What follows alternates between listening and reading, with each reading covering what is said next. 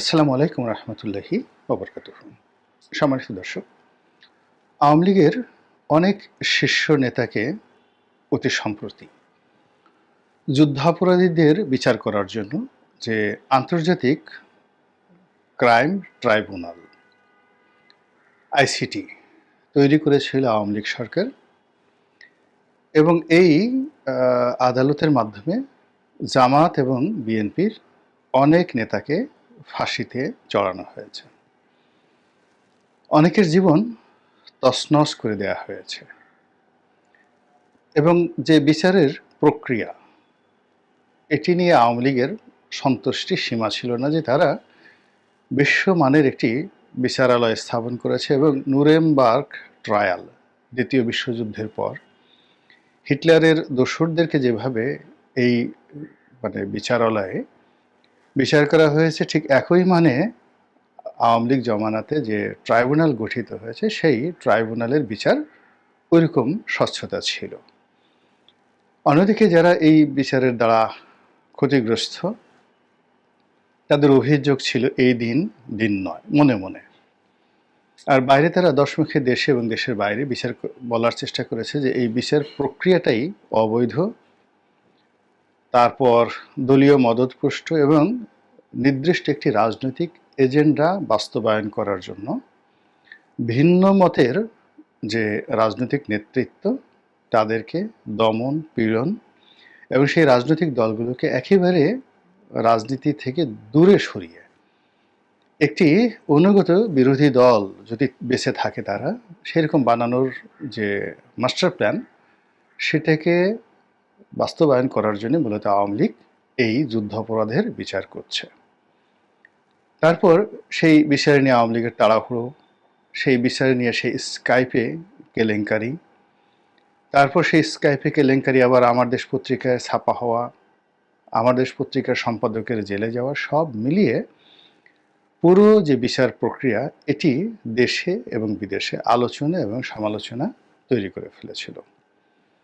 যখন এরকম বিচার চলছিল, ঠিক সেই সময়টাতে বাংলাদেশের একজন খুব নামকরা বুদ্ধিজীবী, যদিও তাকে সবাই আওয়ামী বুদ্ধিজীবী বলেন, কিন্তু তার লেখাপড়ার মান, তার সাহস এবং তার যে শক্তি, এটি কেবল আওয়ামী লীগের মধ্যে সীমাবদ্ধ থাকেনি। এখন তিনি বৃদ্ধ, অধ্যাপক মুনতাসির মামুন। আপনাদের অনেকের হয়তো তাকে পছন্দ হবে না, কিন্তু যদি in terms of education quality, তারপরে তার লেখার যে যোগ্যতা, এরকম যোগ্যতা মানে ঠিক ওরকম তার পর্যায়ের যারা ঢাকা বিশ্ববিদ্যালয়ের অধ্যাপক ওরকম নেই। তিনি পত্রিকায় কলাম লিখতেন, অসাধারণ তার সেই লেখার টান, এবং সেই আওয়ামী লীগকে এরশাদের জমানা থেকে একেবারে 96 সনে ক্ষমতায় আনার জন্য যে কলম যোদ্ধা সবচেয়ে বেশি যুদ্ধ করেছেন তিনি অধ্যাপক মুনতাসির মামুন। এবং তার একজন লেখক হিসেবে তার যে লেখার মান, এটা এবিএম মুছা, নির্মল সেন, জাইজাদিনের শফিক রেহমান, তারপর আব্দুল গাফফার চৌধুরী, এই পর্যায়ের ছিল। অন্যান্য তার সাথে অনেক বিদগ্ধ পণ্ডিত ব্যক্তি আছেন, একাডেমিক রেজাল্ট অনেক ভালো, কিন্তু লেখার যে টান, ওই লেখার টানে মানুষকে মন্ত্রমুগ্ধের মতো আওয়ামী লীগের দিকে টেনে নেওয়ার জন্য যা কিছু করা দরকার, এটা এই মুনতাসির মামুন সাহেবের ছিল এবং তিনি সেটা প্রয়োগ করেছেন। এরশাদের সময়টাতে করেছেন, আর বিএনপির জমানাতে করেছেন। এবং বিএনপির জমানাতে তার মতো মানুষ, সেই ময়মনসিংহে যে বোমা হামলা হলো সিনেমা হলে, সেই বোমা হামলায় এই ভদ্রলোককে এবং শাহরিয়ার কবিরকে ধরে জেলখানাতে ঢুকানো হয়েছে। এবং এখন মুনতাসির মামুন কোথায় আছেন জানি না, শাহরিয়ার কবির সাহেব জেলে আছেন। কিন্তু আওয়ামী লীগ জমানাতে এরা আওয়ামী লীগের পক্ষে আবার নতুন করে দালালি করেছেন, বেশি কথাবার্তা বলেছেন, কিন্তু বিনিময়ে কোনো পদ পদবি পেয়েছেন আমি জানি না। যদি শাহরিয়ার কবিরকে মন্ত্রী করা হতো কিংবা ঢাকা বিশ্ববিদ্যালয়ের ভাইস চ্যান্সেলর রূপে মুনতাসির মামুনকে নিয়োগ দেওয়া হতো, তবুও আমি মনে করি আওয়ামী লীগের জন্য এই দুজন মানুষ যা কিছু করেছেন সেটার প্রতিদান খুবই কম হতো। কিন্তু এই দুজন মানুষকে মূল্যায়ন করা হয়নি, এরকম অসংখ্য মানুষকে আওয়ামী লীগ মূল্যায়ন করেনি। মূল্যায়ন না করার কারণে কোথা থেকে একজন কামরুল, অ্যাডভোকেট কামরুল, তাকে ধরে আনা হয়েছে, কোথা থেকে একজন এসটি ইমাম সাহেবকে ধরে আনা হয়েছে, এরকম আরও অনেক সেই আমি তাদের নাম বলে কাউকে ছোট বা বড় করতে চাই না। তো এই মানুষগুলোর কারণে কি হলো, আওয়ামী লীগের যারা সত্যিকার অর্থে বোনাফাইড ওয়ার্কার তারা পিছনে চলে গেছে, এবং তারা যদি থাকতো তাহলে আওয়ামী লীগের এত বড় সর্বনাশ হতো না। তো সেই মুনতাসির মামুন একদিন, আমার স্পষ্ট মনে আছে, ৭১ টেলিভিশনে বলেছিলেন যে সময় বড় নিষ্ঠুর, এমন একটা সময় আসবে যখন আমরা এখন যাদেরকে বিচার করছি তারা থাকবে বিচারকের আসনে, এবং আমরা থাকব এই যে ট্রাইব্যুনাল করা হয়েছে সেই ট্রাইব্যুনালের আসামির কাঠগড়ায়।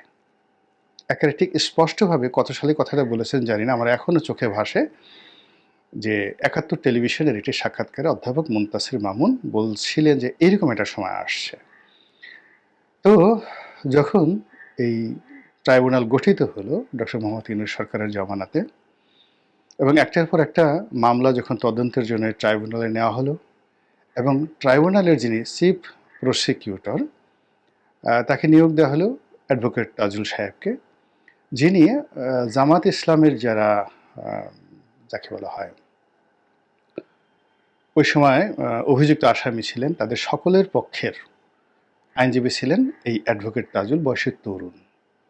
এখন দেখুন ইতিহাসের কি নির্মমতা, এবং এই পৃথিবীতে প্রকৃতির আইনের কি মানে বাধ্যবাধকতা কিভাবে ঘটে, মানে এগুলো দেখলে না মাথা খারাপ হয়ে যায় কোনো অবস্থাতেই।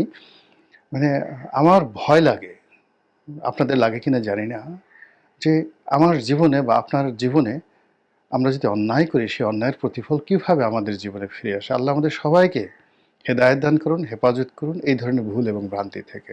যা বলছিলাম সেটি হলো যে এই আদালতে শেখ হাসিনার বিচার হবে, তিনি এখন পলাতক, আর যারা গ্রেপ্তার হয়েছেন এরকম ১৩-১৪ জন যারা আসামি তাদেরকে এখানে হাজির করা হয়েছে।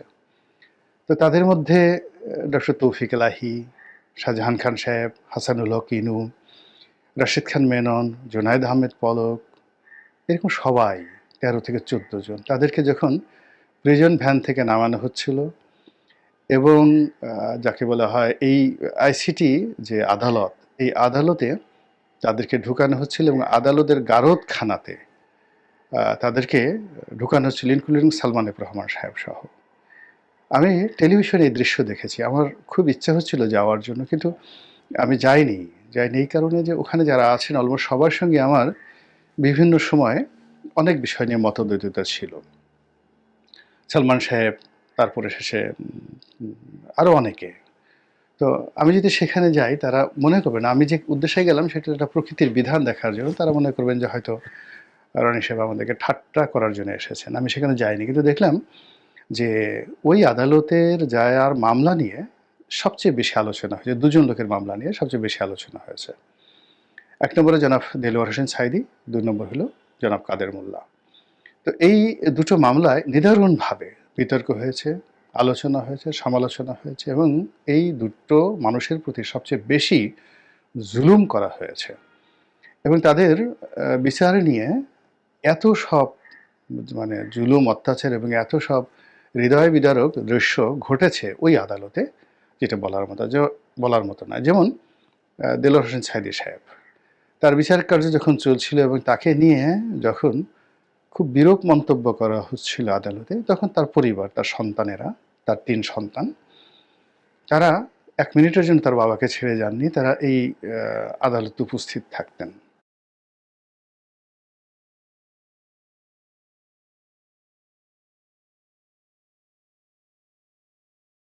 তো এই বিচার কর্মকাণ্ড যখন চলছিল, তার বড় সন্তান রফিক বিন সাঈদী, তিনি সম্ভবত তার এই পিতার যে অপমান, এই কষ্ট তিনি আসলে সহ্য করতে পারেননি। ওই আদালতেই তিনি জ্ঞান হারিয়ে মারা যান পিতার সামনে। অর্থাৎ সাঈদী সাহেব মানে জীবিত অবস্থায় তার সন্তানের যে মৃত্যু, এটা তার নিজের মৃত্যুর চেয়ে নির্মম হয়ে পড়েছিল, এবং পরবর্তীতে সেই সন্তানের জানাজায় অংশগ্রহণ, এরপরে আবার সাইদি সাহেবের মা বা বাবা কেউ হয়তো মারা গিয়েছিলেন। মানে পুরো বিষয়টা নিয়ে কাদের মোল্লারও একই অবস্থা। তো ওই যে দৃশ্যগুলো আ যারা দেখেছেন তার মধ্যে সাইদি সাহেবের এক ছেলে যিনি উপজেলা চেয়ারম্যান হয়েছিলেন। আ তো তিনি উম এই কালকের বা আমি আজকে যে ভিডিও করেছি তার আগের দিন এই আওয়ামী লীগের অভিযুক্তদেরকে আদালতে হাজির করা হয়েছিল এবং সে দৃশ্য দেখার জন্য জনাব দেলোয়ার হোসেন সাঈদী সাহেবের এক সন্তান সেখানে উপস্থিত ছিলেন, মাসুদ সাঈদী।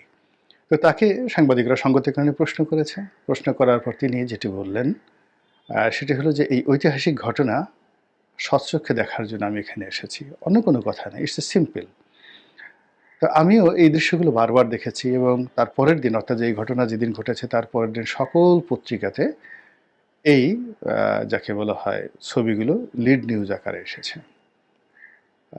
সঙ্গতের কারণে আমি খুব আশ্চর্য হয়েছি, খারাপ লেগেছে এবং এরকম একটা ঘটনা যে ঘটবে সেটা আমি কিন্তু সেই বিচার শুরু হওয়ার পর থেকে ২০১১ সন থেকে আমি আমার লেখনীতে ক্রমাগতভাবে বলেছি।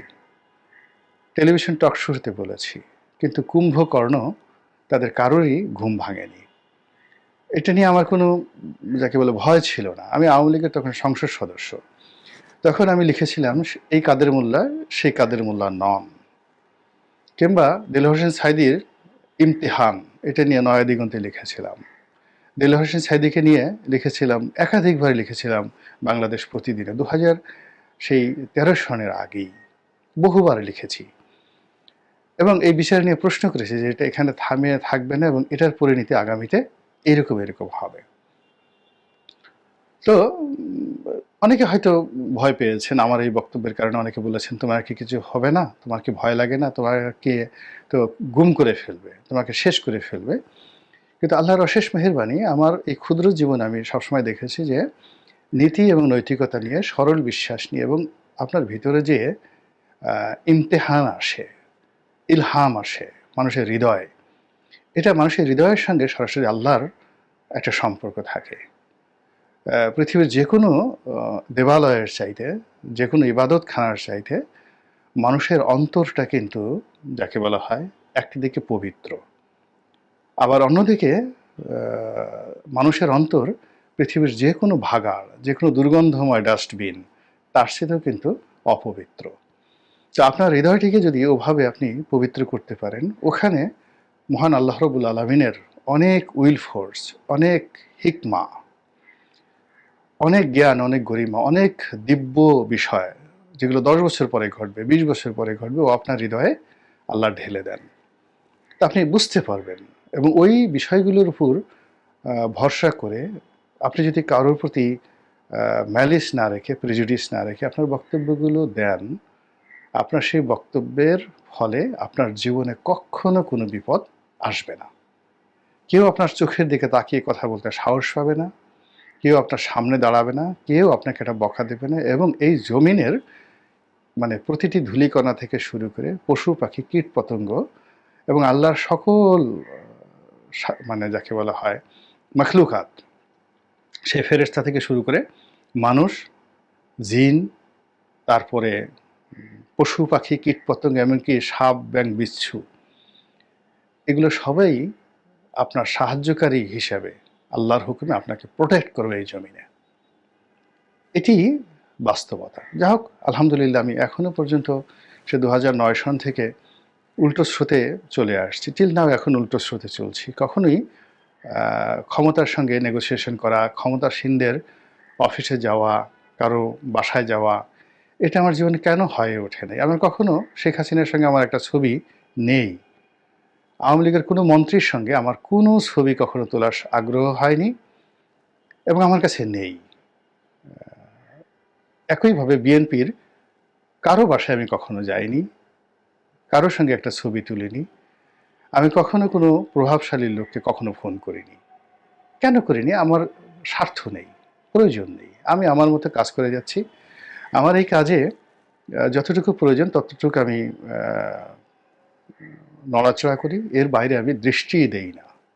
তো যাই হোক, এই যে একটা মানে অন্তর্নিহিত যে একটা শক্তি থাকে, সেই শক্তি দিয়ে আমি কাজ করে যাচ্ছি এবং আলহামদুলিল্লাহ এখনো পর্যন্ত কোথাও বাধাগ্রস্ত হইনি, বিপদগ্রস্ত হইনি, অপমানিত হইনি, লাঞ্ছিত হইনি। তো এই যে এখন যে বিচার যে প্রক্রিয়াটা হচ্ছে, এই প্রক্রিয়া থেকে যেমন জামাতের যখন বিচার হচ্ছিল তখন আওয়ামী লীগের লোকজন যেভাবে সতর্ক হয়নি, আবার এখন যে বিচারটা হচ্ছে এটাও কিন্তু এখানে থেমে থাকবে নয়, এটা চলতে থাকবে, আগামী দিনেও এটা চলতে থাকবে। এবং আজকে আমরা যাদেরকে ঠাট্টা এবং মস্করা করছি, আগামী দিনে কাদেরকে নিয়ে ঠাট্টা করব, মস্করা করব, এটা মোর অর লেস ইতিমধ্যে কিন্তু লিখিত হয়ে গিয়েছে। আমাদের জাতীয় জীবনে এই গত ৩ মাসে শেখ হাসিনার পতনের পরে এমন অনেকগুলো ঘটনা ঘটেছে, রাষ্ট্রীয় জীবনে অনেক ঘটনা ঘটেছে, ব্যক্তিগত জীবনে অনেক ঘটনা ঘটেছে, যেইগুলোর দায় পরিশোধ না করে যারা দায়ী, যারা অন্যায়কারী, তারা কেউ এখান থেকে মুক্তি পাবেন না। আল্লাহ আমাদের সবাইকে হেদায়েত দান করুন এবং হেফাজত করুন। আসসালামু আলাইকুম ওয়া রাহমাতুল্লাহি ওয়া বারাকাতুহু।